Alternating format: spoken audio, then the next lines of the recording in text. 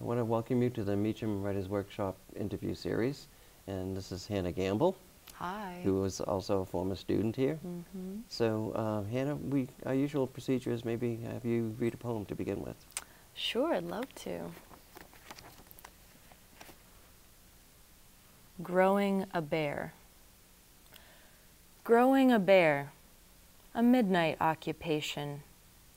The need for which you perhaps first realized when you saw the wrong kind of shadow under your chin. A convex when you expected concave, so now it's clear you're growing older. Your wife was in the shower and you wanted to step inside and soap her up like you did in college when she said, "I'll shower with you, but I'm leaving my underwear on." And you enjoyed her in every way you could enjoy a person with soap. You didn't join your wife in the shower. She's gotten funny about letting you see her shave her legs or wash herself anywhere. You think she read it somewhere, that letting your husband see you pluck anything, trim anything, apply medicine to anything will make him feel like he's furniture.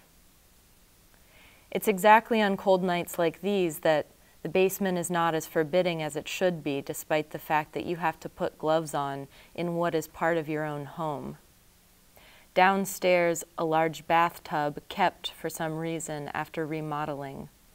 It is there that your bear will be grown. By you, though you have no idea how. Probably wishing is most of it. Fertilizer, chunks of raw stew meat, handfuls of blackberries, 2 metal rakes, and a thick rug make up the rest. Then water. You get an email from a friend late at night saying he can't sleep. You write back, "I hope you feel sleepy soon," and think how childish the word sleepy is.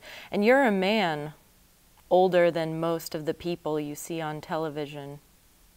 You haven't even considered how your wife will feel when you've finished growing your bear. You could write a letter to her tonight explaining how your life was so lacking in bear. Janet, it's nothing you've done. Clearly you have no possible way of supplying me with a bear or any of the activities I might be able to enjoy after acquiring the bear. It might be best just to keep the two worlds separate. Janet clearly prefers things to be comfortable and unchallenging. Janet soaps herself up. Janet puts herself to bed, and you just happen to be next to her. You go on your weekly bike ride with Mark and tell him that you've been growing a bear. An 18-wheeler flies by and he doesn't seem to hear you, plus he's focused on the hill. You think about how not all friends know what each other sounds like when struggling and breathing heavy. Past the age of college athletics, most friends don't even know what each other's bodies look like. Flushed, tired, showering, cold. Thank you. You're welcome. Can you tell us a little bit about how that poem came about? I would love to. So actually, largely thanks to your class that I took with you at UTC, I think the first poems I loved were like regretful old man poems. You know, because Mark Strand, you know, is one of those. Berryman is one, although he's lively, but just old men sitting alone, thinking about their lives, being like, man, I messed it up. You know, I love that. I love that. And I don't know. I have written a few poems, a few are in my book, where I'm writing them sort of from a male perspective. I mean, this poem is talking to a man, but I've written a couple poems from the point of view of a man. And sometimes it's kind of interesting because at a reading, if I read a poem where I wrote it sort of imagining that I was just this random guy named Tim at a wedding or something. And then, you know, in the poem, someone finds me offensive and punches me in the nose, and everyone kind of titters because Tim is not generally liked by the people he goes to weddings with. Once I had a guy in Nashville, I'd given a reading at Parnassus Books, and I'd read the poem about being punched in the nose, and there was this guy who later we were having coffee, and he was like, I don't know if I should ask this, but do you date guys who beat you? You know? And I said, no, buddy, I'm okay. Don't you worry about me. And then I just explained. And I think that writing, I mean, I've always identified strongly with masculinity. I don't know why. I remember one time I was praying to my God, and I was feeling frustrated about something, and I was just like, but I'm only one man, you know, and that was strange, right?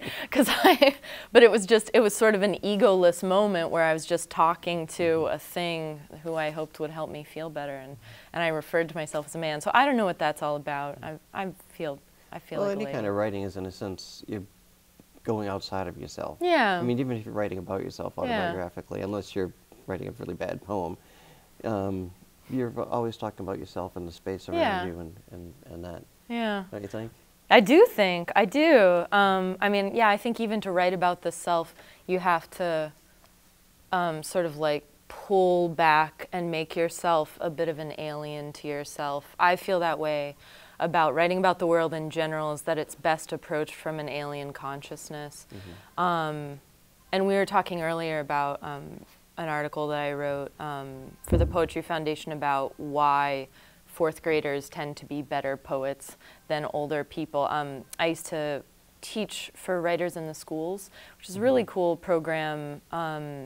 I was doing it in Houston. One day a week I would go into different public schools or like nature centers or art museums, and I would just do writing with kids. And their poems were amazing, and I thought about how, you know, a lot of it has to do with the fact that they don't even know how to be cliche. They don't even know how the world works. You know, when I was young, I believed in all kinds of magical occurrences, and it was just because I hadn't been alive long enough to know that there couldn't be a man with a horse's body and, you know, male torso or whatever. Like, I just thought, I've only existed for 3 years. How do I know what's possible and impossible? And then by the time you're 15, you're like, well, I've never seen a centaur, so I guess they're not real.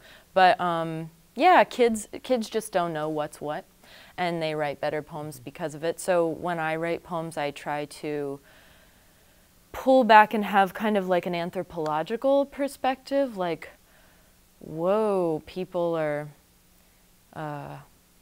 throwing rice at this lady in a white dress. I was just talking about weddings earlier, so it's an easy thing to... But, you know, there are lots of just traditions and ways that people interact that when you just pretend like you don't know what's going on, it's way interesting to talk about it. Yeah, what advice would you give older students and college students to sort of regain some of that sense of the fantastical? I don't know, because I'm not a big advocate for drug use, really. Drugs just make me really sleepy. So I don't really, you know, I think just what I was talking about earlier, find ways to view the world as strange. Pretend you don't understand how people do it. There's a thing that I think is talked about in therapy sometimes, where it's like encouraging people to be an observer of their own thoughts. Actually, that sort of, I think, happens when you meditate as well, that you're trying to empty yourself out or see your thoughts fly by your face and be like, oh, there's a thought, but just not be so attached to it. I think, that's the word, detachment. It's awesome. I am very invested in the world and people, but I think that I write better poems by just like practicing a system of detachment, because you can see more that way the farther you are back from it, and also you can be more truthful when you're less attached to ideas of what you should be or should be saying or should be finding interesting. Those are the worst poems, oh my God, when you think about what should I write a poem about? America, or like being a lady and how that's hard, or you know, just you think of things that like, these are things that matter, you know, and often those you're just basically giving yourself a to-do list, like you're giving yourself a chore with those kinds of poems. So detachment, thumbs up. Big advocate. I'm a big advocate of nihilism too. I think it's often related. used. That's why I like to use some poems in classes that are surreal. Yeah, where somebody looks at it and says, I really like this, but I have no idea what's going on. Or poems with impossible situations, Yeah. like Jim Tate's poems that are, so good. you know, like a guy sitting in a park seeing a statue of himself and trying to figure out, who am I? Yeah, that's so wonderful. That kind of thing. And I think that, you know, the best surreal poems are not just like a panda bear in a hotel room and paint's melting off the walls. Like, I think that the best surreal poems are not just weird, but they are speaking about a psychological situation that's almost impossible to articulate otherwise. I mean, our psychological happenings are very real, but they are not tangible. So I think that sometimes you have to get at something very true in a way that may initially seem absurd. But I think if it doesn't feel true, it's crap, you know. Well, thank you very much. You are so welcome. Thank you.